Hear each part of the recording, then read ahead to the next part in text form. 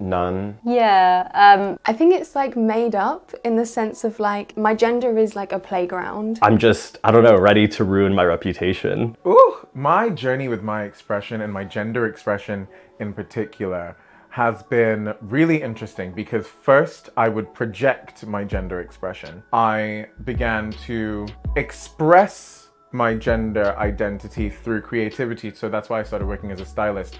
All of the fantasies that I wanted to wear that I never thought suited me, I would put on other people. Ooh! I'd come from the Midlands in the UK and only discovered or realised that I was queer at 20, so I feel like it was all kind of delayed in a sense. I mean, at age 15, I just made a decision to wear the hijab, to wear a headscarf and cover my hair. I was afraid to express myself, obviously because of society. Being born in the 90s, you kind of grow up masculine is masculine, feminine is feminine.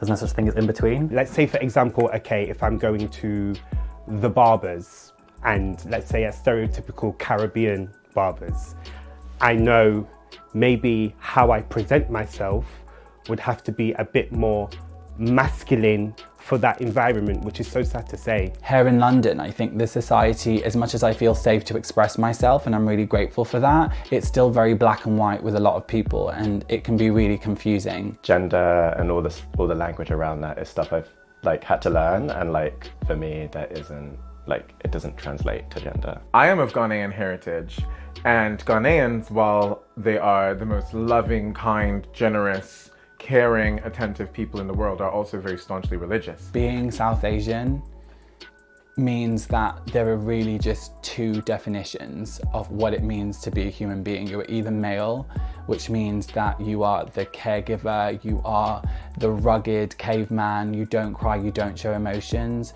or you're the female and you're the caregiver and you look after the home. So it's been very difficult to identify as non-binary within the South Asian space. You always felt conflicted. You felt conflicted because as the firstborn male assigned child, culturally it's very like male-led, male.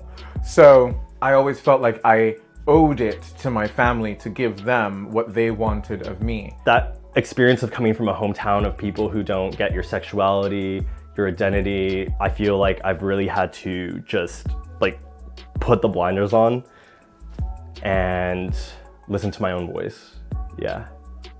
It was really nice to make a decision about how I would present myself to the world. And it's kind of ironic because people assume that like women that do wear the hijab are kind of oppressed, but for me, that decision in some ways kind of like saved me and saved my personality, or like gave me, I don't know, substance to my identity. People like fucking with gender and being really ambiguous and playful. See other queer people be themselves is like what really inspires me. I had to let go of the notion of wanting to make my family proud no matter what, so that I could also make myself proud of myself and be happy with who I am. I am here, I'm queer, and I have no fear, and I'm very happy.